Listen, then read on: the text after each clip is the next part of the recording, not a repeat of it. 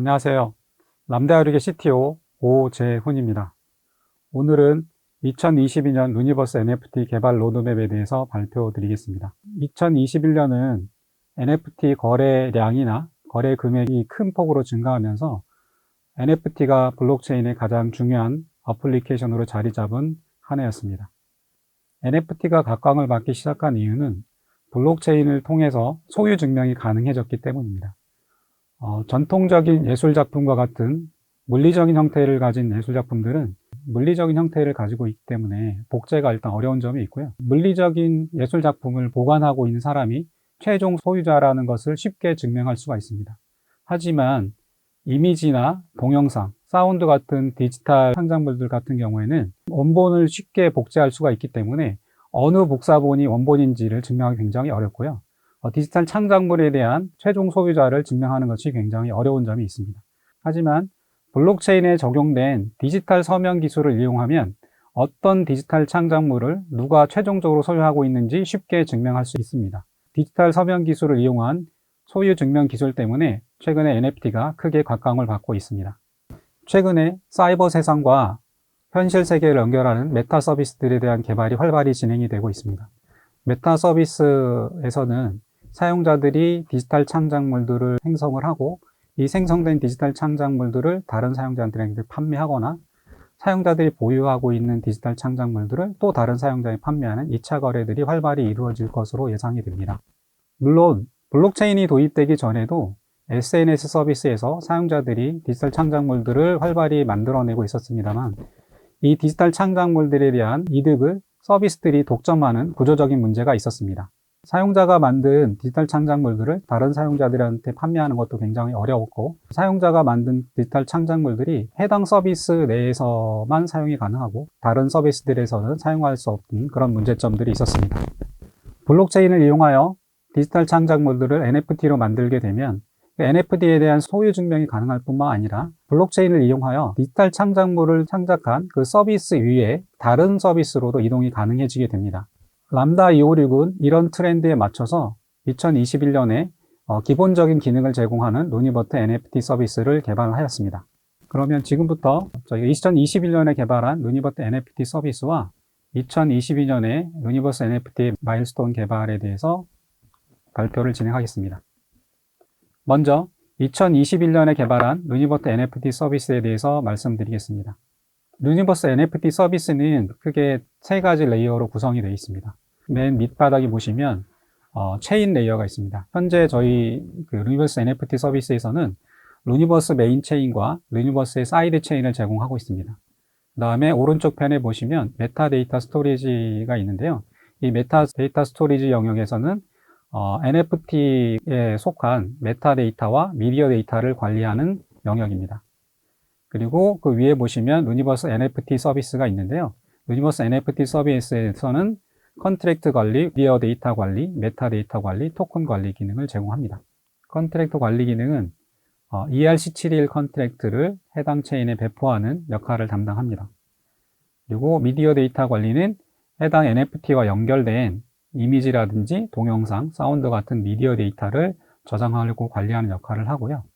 메타데이터 관리 영역에서는 미디어 데이터를 제외한 일반 속성 데이터들을 관리하는 기능을 제공을 하고 토큰 관리 부분에서는 NFT 토큰을 발행하고 조회하는 기능을 제공을 하고 있습니다.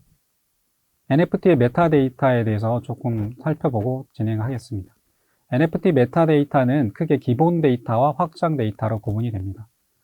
기본 데이터는 ERC71 표준의 ERC71 메타데이터로 정의된 영역인데요. 화면 오른쪽에 위쪽 부분을 보시면 ERC71 메타데이터 인터페이스가 정의되어 있습니다. 이 인터페이스에서는 NFT 컨트랙트의 이름과 심볼을 제공을 하고 각 토큰에 대한 토큰 URI를 제공을 합니다.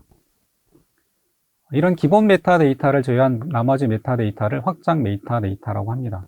확장 메타데이터는 미디어 데이터와 속성 데이터로 구분이 되는데요. 화면 오른쪽에 아래쪽을 보시면 이렇게 제이슨 형태로 표현된 이 모든 데이터들이 확장 메타데이터입니다. 그 중에 이미지라고 표시된 그런 필드가 있는데 이 이미지 필드가 미디어 데이터에 해당이 됩니다. 다음은 루니버스에서 메타데이터를 어떻게 관리하고 있는지에 대해서 말씀드리겠습니다. NFT 메타데이터 스토리지는 크게 4종류가 있습니다. 처음에 체인이 있고요. 체인에는 아까 살펴봤듯이 ERC71 메타데이터, 기본 메타데이터들이 기록이 됩니다. 나머지 일반 속성 데이터들은 데이터베이스에 기록이 되고요. 이미지나 동영상, 사운드 같은 미디어 데이터들은 기본적으로는 아마존의 S3 스토리지 영역에 데이터가 저장이 되고, 그 다음에 백업으로 해서 다른 리전에 복사가 됩니다. 실제 이 메타데이터 중에 미디어 데이터에 대한 조회가 굉장히 빈번해지고, 조회 속도라든지 조회에 대한 리스폰스 타임이 굉장히 중요하기 때문에 미디어 데이터들은 아마존의 클라우드 프론트 CDN에 저장해서 서비스를 제공을 하고 있습니다. 그래서 이 메타데이터를 전체적으로 조회하는 프로세스를 살펴보면, 일단 서비스에서는 맨 처음에 블록체인에 있는 토큰 URI를 조회를 해야 됩니다.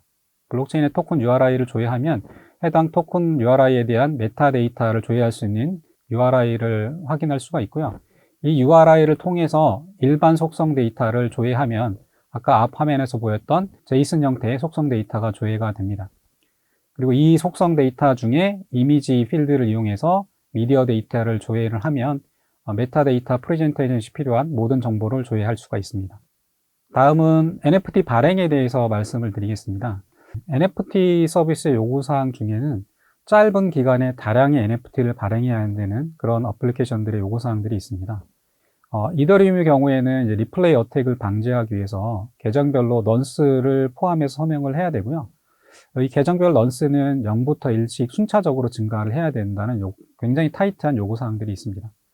만약에 넌스가 일씩 증가하지 않고 중간에 하나가 유실되게 되면 유실된 트랜잭션 이후에 트랜잭션들은 처리가 되지 않고 대기하고 있다가 일정 기간 이후에 삭제되는 그런 일들이 일어나게 됩니다. 오른쪽 화면을 보시면 0x42로 시작되는 주소에서 트랜잭션들을 발생시키고 있는데요. 맨 아래쪽에 넌스가 386이고 그 다음 중간이 387, 마지막이 388 이렇게 되어 있는데, 이 트랜잭션들은 순차적으로 처리가 돼야 됩니다. 그런데 만약에 중간에 있는 넌스 387번 넌스의 트랜잭션이 유실이 된다고 하면 388번 트랜잭션은 처리되지 않고 노드의 큐에 대기하고 있다가 일정 시간이 지나면 삭제가 되는 그런 일들이 일어나게 됩니다. 이 트랜잭션이 유실되는 상황은 매우 다양하게 일어나고요. 다량의 토큰 발행 시 유실된 그 넌스를 탐지해서 해당 트랜잭션들을 재전송해야 되는 굉장히 복잡한 일들을 처리를 해야 됩니다. 루니버스 NFT에서는 이런 일을 방지하기 위해서 저희 특허 출원된 트랜잭션 파이프라인을 이용해서 넌스를 관리를 하고 있습니다. 넌스 관리 메커니즘을 도식화한 부분인데요. 이 부분을 설명을 드리겠습니다. 먼저 NFT 서비스에서 NFT 발행을 하기 위한 트랜잭션들을 4개를 만약에 만들고 나서 이 트랜잭션들을 트랜잭션 인풋 토픽에 넣는다고 가정을 해보겠습니다. 저희 그 트랜잭션 파이프라인에서는 카프카를 사용하고 있고요. 이 카프카 토픽이 총 4개를 사용하고 있습니다. 트랜잭션 인풋 토픽에 들어온 트랜잭션 4개를 넌스 사이너는 순차적으로 읽게 되고요.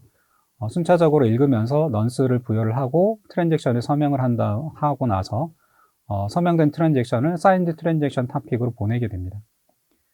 그리고 나서 트랜잭션 샌더에서는 사인드 트랜잭션 토픽에 있는 트랜잭션 순차적으로 읽어서 이거를 루니버스 메인 체인의 체인으로 전송을 하게 됩니다.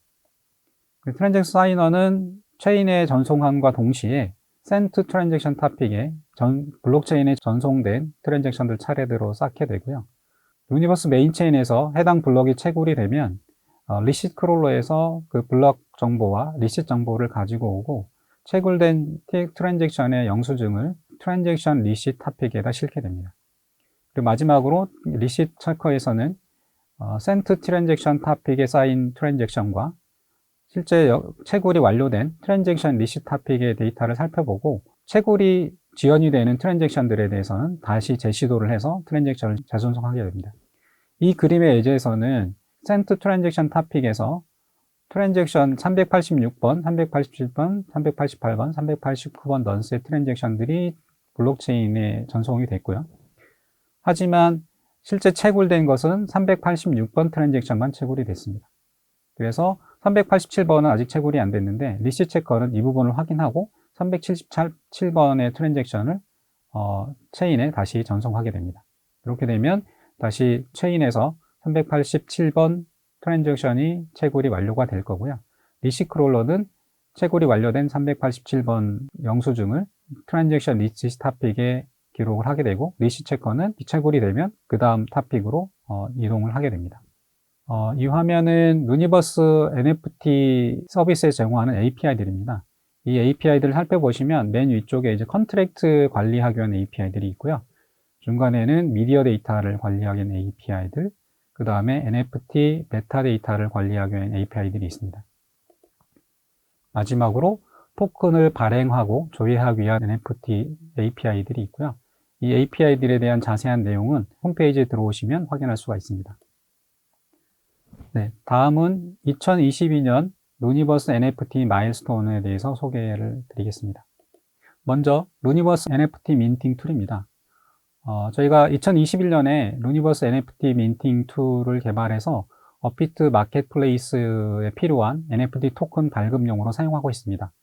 NFT 민팅 툴에서는 NFT 컨트랙트를 배포하거나 미디어 데이터 관리, 메타데이터 관리, 토큰 발행 등의 기능을 웹 UI로 제공을 하고 있습니다. 만약에 개발자들이 충분하고 개발 기간이 충분하다고 하면 대부분의 서비스들에서는 아마 루니버스 NFT API를 이용해서 서비스에 특화된 NFT 기능들을 개발할 수가 있습니다. 하지만 기간이 굉장히 짧거나 개발자들이 충분히 하지 않은 경우에는 루니버스 NFT 민팅 툴을 사용하시면 쉽게 NFT를 발행하고 관리할 수가 있습니다. NFT 민팅 툴을 요구하는 기업들은 자신들의 어떤 별도 회원 체계를 요구하는 경우가 굉장히 많고요. 그리고 이거를 이제 SaaS 형태로 제공하기 위해서는 B2B용 서비스를 만들어야 되고, 이 회원 체계들이 다르기 때문에 테넌트 사이에 데이터 격리가 필요합니다. 테넌트별로 독립적인 스키마를 구성해서 테넌트들 사이에 데이터를 격리할 계획을 가지고 있고요.